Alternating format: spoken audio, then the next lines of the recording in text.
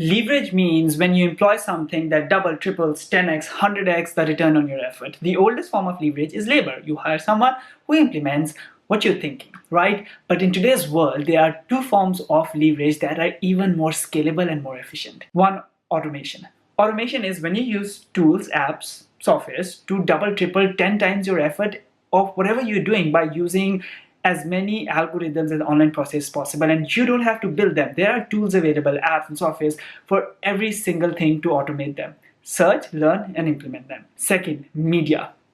Whatever you're doing, start creating content, just sharing whatever you're doing on videos and blogs and blah, blah, blah, because that content itself reaches people who then share via word of mouth or whatever in their own content. And before you know it, whatever you're thinking, your thoughts and words, which are completely free, are now getting you so much attention and results. So remember this, you only build exponential wealth by using leverage. So start doing that from today.